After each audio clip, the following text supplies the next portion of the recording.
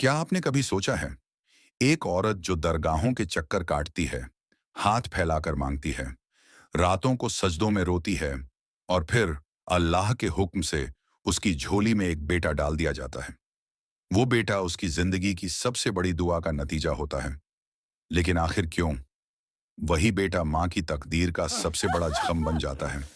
क्यों वही बेटा, जिसे माँ ने आंखों के नूर की तरह चाहा, अपनी माँ के पेट पर दहकते अंगारे रख देता है? Oh God, ये have सवाल दिल को चीर mercy. देता है। क्या माँ की मांगी हुई दुआ Silence. कभी उसके लिए आजाब बन सकती You है? ये deserve कहानी this. है ज़ैनब की, एक ऐसी औरत की जिसके पास सब कुछ था, मगर समाज बार बार उसे याद दिलाता, बेटा नहीं है, तेरा घर अधूरा है। ज़ैनब की झोली में 3 बेटियां आईं। वो उनसे मोहब्बत करती थीं, मगर गांव की औरतें उसके जख्म कुरेदती रहतीं। बेटियां तो पराया धन हैं, बुढ़ापे में तेरे काम कौन आएगा? ये लफ्ज ज़ैनब को रात भर जगाए रखते। वो दरगाहों पर जाती, औलिया अल्लाह की मज़ारों पर चादर चढ़ाती, अल्लाह के हुजूर आंसू बहाती। वो कहती, या अल्लाह, मुझे भी बेटे की नेमत दे। मैं थक गई हूं लोगों की बातें सुन सुनकर। ज़ैनब का ईमान भी कभी डगमगा जाता, मगर फिर भी वो हर बार नए हौसले से दुआ करती। कई साल गुजर गए। एक दिन उसकी दुआ पूरी हुई। ज़ैनब मां बनने वाली थी और इस बार खबर मिली कि बच्चा बेटा है। घर में खुशियों की लहर दौड़ गई। राशिद, उसका शौहर, ने मिठाई बांटी। बेटियां खुशी से झूम उठीं। ज़ैनब का दिल अब सुकून से भर गया। वो सोचती, आखिरकार अल्लाह ने मेरी सुन ली, अब ये बेटा मेरा सहारा होगा। कुछ महीनों बाद बेटा पैदा हुआ। ज़ैनब ने पहली बार उसे गोद में लिया तो दिल से निकला, ये मेरी दुआ है, ये मेरी अमानत है। माँ का लाडश ज़ैनब ने बेटे का नाम फरहान रखा। बेटियां पीछे छूट गईं और बेटा आगे बढ़ गया। ज़ैनब ने बेटे की हर जिद पूरी की। अगर वो रो पड़ता तो ज़ैनब रात भर जागती। अगर कोई फरहान को डांट देता तो ज़ैनब कहती, मत कहो मेरे बेटे को कुछ, ये मेरी मांगी हुई दुआ है। यूं बेटे का लाड प्यार धीरे धीरे बिगाड़ में बदल गया। वक्त गुजरा। बेटियां माँ का हाथ बंटाती, घर का काम संभालती, मगर फरहान, वो और बिगड़ता गया। राशिद ने कई बार समझाया, ज़ैनब, इस बच्चे को काबू में रख, वरना ये कल को तेरा ही दिल जला देगा। मगर ज़ैनब हर बार कहती, ये मेरा बेटा है, अल्लाह की नेमत है, वो कभी बुरा नहीं हो सकता। फिर एक दिन राशिद का इंतकाल हो गया। घर का सहारा टूट गया। बेटियां रोने लगीं। ज़ैनब ने अपने आंसू पोंछते हुए सोचा, अब फरहान ही मेरा सहारा है। मगर ज़ैनब ये नहीं जानती थी कि जिस बेटे को उसने लाखों दुआओं से मांगा था, वही अब उसकी सबसे बड़ी आजमाइश बनने वाला है। फरहान बड़ा हो रहा था और उसके साथ बड़ा हो रहा था उसका गुरूर, उसकी जिद, उसका बिगाड़। वो माँ जिसने उसके लिए दरगाहों पर चादरें चढ़ाईं, रातों को रो रो कर दुआ की, वो ये नहीं जानती थी कि एक दिन यही बेटा उसी के पेट पर जलते अंगारे रखेगा। ज़ैनब अब अकेली थी और उसका सहारा था फरहान। मगर फरहान की आंखों में मोहब्बत नहीं, बल्कि लालच, गुरूर और बगावत की परछाइयां पलने लगी थीं। राशिद के इंतकाल के बाद ज़ैनब का घर सूना हो गया। बेटियां रोती, मां को गले लगाती, लेकिन ज़ैनब के होंठों पर एक ही जुमला था, घबराओ मत, अब फरहान है ना, हमारा सहारा। मगर फरहान धीरे धीरे मां के सहारे से ज्यादा मां के कंधों पर बोझ बनने लगा। उसकी आंखों में अब मासूमियत की जगह धूर्त चमक दिखाई देती। वो गली कूचों में आवारा लड़कों के साथ वक्त बिताता, न घर की परवाह, न मां का लिहाज। ज़ैनब उसे रोकती तो कहता, अम्मी, मैं छोटा बच्चा नहीं हूं, मुझे समझाने की कोशिश मत करो। ज़ैनब के लिए ये लफ्ज तीर बनकर दिल में चुभते। वो सोचती, जिस बेटे के लिए मैंने दरगाहों के फेरे लगाए, वही आज मेरी बात सुनना गवारा नहीं करता। बेटियों की हालत। ज़ैनब की तीनों बेटियां अब जवान हो रही थीं। वे माँ का हाथ बंटाती, खाना पकाती, घर संभालती, मगर फरहान, उसके लिए मानो घर का कोई काम नहीं था। बेटियां कभी कभी माँ से कहती, अम्मी, आप फरहान को क्यों इतना बिगाड़ती हो?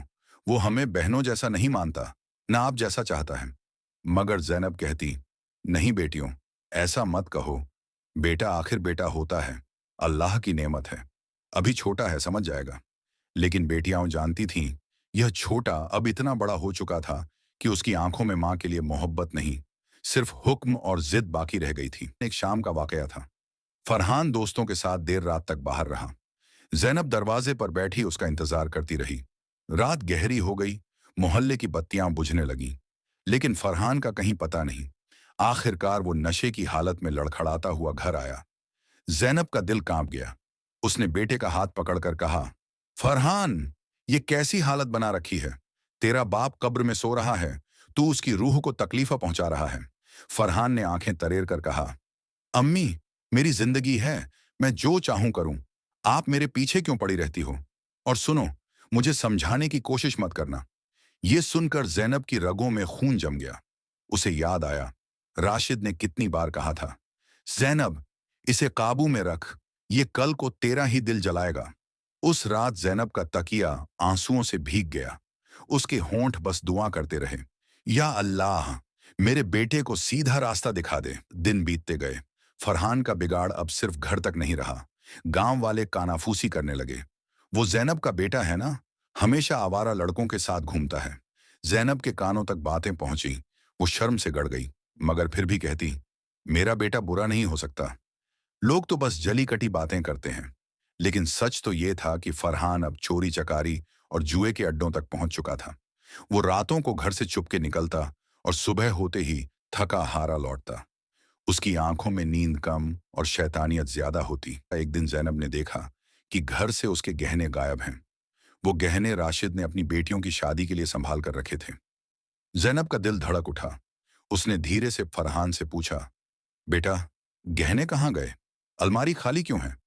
फरहान ने बेशर्मी से हंसकर कहा, अम्मी, बेच दिए मैंने, दोस्त की मदद करनी थी। वैसे भी गहने किस काम के? मैं आपका बेटा हूं, मैं सब संभाल लूंगा। जैनब को जैसे किसी ने जमीन में गाड़ दिया हो। वो रो पड़ी और कहा, फरहान, ये तेरी बहनों की अमानत थी, तेरे अब्बा की आखिरी निशानी थी, तूने कैसे हाथ लगाया? फरहान चीख पड़ा, बस अम्मी, अब मुझे मत सुनाओ, मैं जो करूंगा वही सही होगा। उस रात जैनब का भरोसा पहली बार पूरी तरह टूट गया। उसने सजदे में गिरकर कहा, या अल्लाह, ये वही बेटा है जिसे मैंने तुझसे मांगा था। क्यों मेरी दुआ आज मेरे लिए आजाब बन गई? अब घर का माहौल अंधेरे में डूबने लगा। बेटियां डरी सहमी रहती। जैनब अपने आंसुओं को छुपाकर बेटियों के सामने मुस्कुराने की कोशिश करती, मगर उसके दिल का दर्द हर लफ्ज से टपकता। फरहान की आंखों में अब न मां का डर था, न बहनों का लिहाज। उसकी जवानी के साथ उसका गुरूर भी बढ़ गया। जैनब सोचती, क्या सचमुच ये वही बेटा है जिसके लिए मैंने दरगाहों पर रातें गुजारी? क्या मेरी झोली में दी गई नेमत अब मेरी कब्र खोदने आई है? एक रात फरहान घर नहीं लौटा। सुबह होते ही गांव वालों ने दस्तक दी। उन्होंने कहा, जैनब बीबी, आपका बेटा कल रात जुए के अड्डे पर था, वहां किसी से उसकी लड़ाई हो गई। सुना है उसने खंजर भी निकाला। अब पुलिस उसको ढूंढ रही है। जैनब के पैरों तले से जमीन खिसक गई।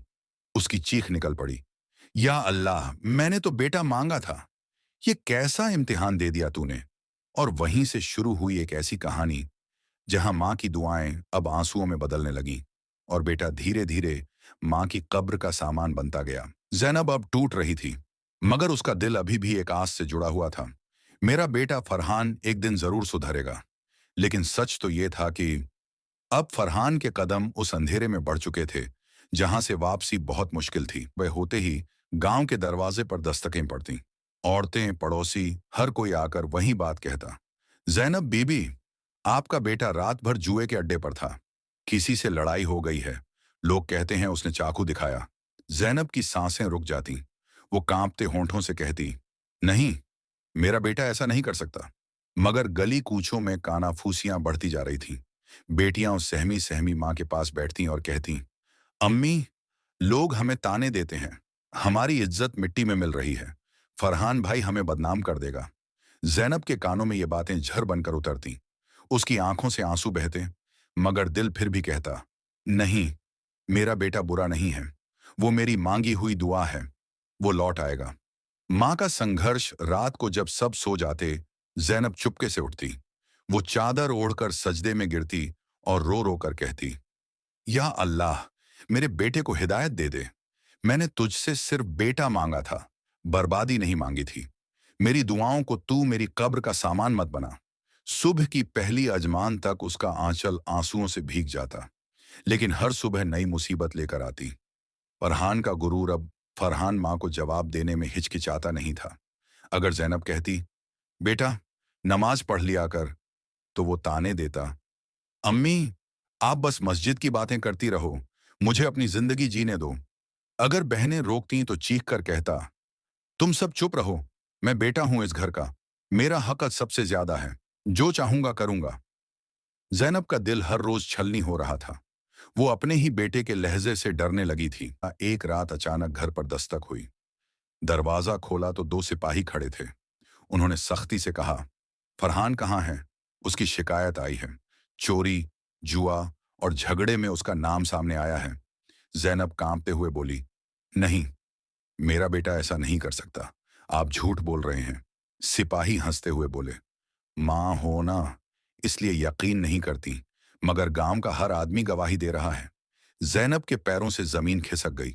उसने अपने आंचल से चेहरा ढक लिया और चुपचाप रोने लगी। पुलिस चली गई, लेकिन घर की चौखट पर बदनामी की काली लकीर छोड़ गई। बेटियों की तन्हाई। उस रात बेटियां मां के पास बैठीं।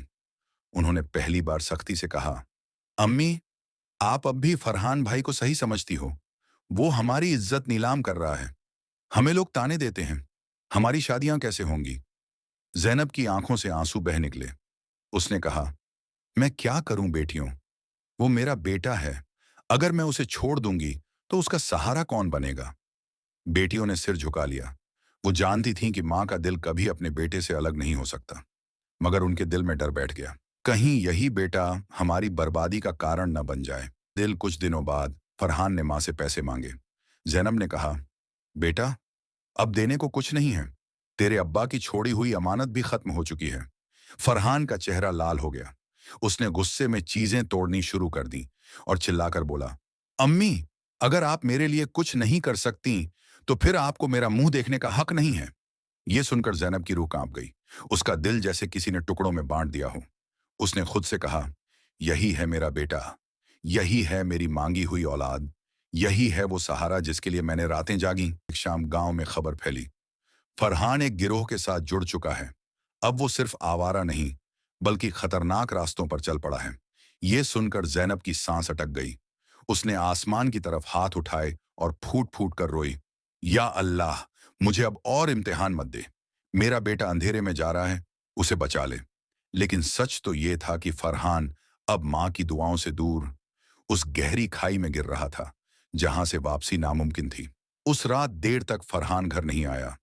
आधी रात को दरवाजे पर जोर जोर से दस्तक हुई। जैनब ने कांपते हाथों से दरवाजा खोला। सामने पुलिस खड़ी थी। उनमें से एक अफसर ने सख्ती से कहा, जैनब बीबी, आपका बेटा फरहान अब बहुत बड़े जुर्म में फंस चुका है। हमें उसके बारे में आपसे पूछताछ करनी है। जैनब की आंखें फैल गईं। उसके होंठों पर सिर्फ एक सवाल अटक गया, मेरा फरहान, उसने अब और क्या कर दिया? और यहीं से शुरू होगी अगली कड़ी, जहां सच सामने आएगा और मां की आंखों से बहते आंसू एक समंदर बन जाएंगे। जैनब की आंखों में अब नींद नहीं थी। उसका दिल टूटा हुआ था, लेकिन फिर भी उसके होंठों पर दुआ थी। वो रात के अंधेरे में उठती, सजदे में गिरती और कहती, या अल्लाह, मेरा बेटा सही राह पर आ जाए। अगर तुझे मेरी औलाद प्यारी नहीं तो मेरी जान ले ले, मगर उसे हिदायत दे दे। उसके सजदे अब धरती को भिगोते थे, लेकिन आसमान से अभी तक कोई जवाब नहीं आया था। एक शाम फरहान शराब और नशे की हालत में घर लौटा। उसकी आंखों में अब वो नूर नहीं था जो कभी जैनब ने सजदों में मांगा था। उसकी चाल लड़खड़ा रही थी और जुबान पर जर था। उसने दरवाजा जोर से पटका और मां पर चिल्लाया, कहाँ है पैसे? मैंने कहा था मुझे चाहिए। जैनब कांप उठी। उसने हाथ जोड़कर कहा, बेटा कसम है तेरे अब्बू की रूह की, अब घर में कुछ नहीं बचा। तेरी बहनें भूखी सो रही हैं। फरहान ने अपनी मां को धक्का दे दिया। जैनब जमीन पर गिर पड़ी। उसकी बेटियां चीख पड़ी, भैया ये क्या कर रहे हो? लेकिन फरहान की आंखों में अब इंसानियत की जगह दरिंदगी आ चुकी थी। जैनब जमीन से उठी। उसका चेहरा आंसुओं से भरा था। उसने अपने बेटे को गले लगाने की कोशिश की और बोली, बेटा तू मुझे मार भी देगा, तब भी मैं तुझे बद्दुआ नहीं दूंगी, क्योंकि तू मेरी मांगी हुई दुआ है। ये लफ्ज सुनकर भी फरहान का दिल नहीं पसीजा। उसने घर का सामान तोड़ दिया और बाहर निकल गया। उस रात जैनब ने एक फैसला किया। वो चुपचाप वुजू करके नमाज पर बैठ गई। उसकी बेटियां खामोशी से देख रही थीं कि उनकी मां आज कैसी तन्हा है। जैनब ने सजदा किया और कहा, या अल्लाह, तू गवाह रह। मैंने इस बेटे को तेरे नाम पर मांगा था। आज मैं इसे तेरे हवाले करती हूं। अगर इसमें भलाई है तो इसे हिदायत दे, अगर इसमें बुराई है तो इसे उसी बुराई में डूबने दे, मगर मेरी बेटियों को सलामत रख। ये सजदा उसकी जिंदगी का आखिरी सजदा साबित हुआ। उसकी सांसें रुक गईं और जैनब हमेशा के लिए अपने रब के पास लौट गई। सुबह गांव में खबर फैल गई, जैनब चल बसी। लोग जमा हुए, बेटियां रो रही थीं, लेकिन फरहान कहीं दिखाई नहीं दिया। कई घंटे बाद वो आया, नशे की हालत में, लेकिन जैसे ही उसने अपनी मां का चेहरा देखा, उसके पैरों से जमीन खिसक गई। उसकी मां के होंठों पर आखिरी मुस्कुराहट थी, जैसे वो अब भी उसे माफ कर रही हो। फरहान की चीख निकल गई, अम्मी, उठो, मुझसे नाराज मत हो। देखो मैं बदल जाऊंगा। लेकिन अब बहुत देर हो चुकी थी। मां की आंखें हमेशा के लिए बंद हो चुकी थीं। औलाद की कीमत जनाजे में गांव के लोग कह रहे थे। देखा, मां की दुआ औलाद बनी और वही औलाद मां की मौत का सबब बन गई। फरहान के कानों में ये बातें तीर की तरह चुभ रही थीं। उसका दिल अब पछतावे से भर गया था, लेकिन मां की कब्र पर गिरकर भी उसे सिर्फ यही सुनाई दे रहा था, तू मेरी मांगी हुई दुआ है। जैनब की कहानी हर मां के लिए एक आईना बन गई। बेटियां वही थीं जो मां के साथ हर हाल में खड़ी रहीं, लेकिन बेटा जिसे मां ने सजदों में मांगा था, वही उसके लिए अजाब बन गया। इस कहानी का सबका ये है, औलाद मांगना गुनाह नहीं, लेकिन औलाद को बिगाड़ना सबसे बड़ा गुनाह है। बेटा या बेटी दोनों अल्लाह की अमानत हैं। अगर उन्हें सही राह पर नहीं रखा जाए, तो वही अमानत इंसान की बर्बादी का कारण बन जाती है।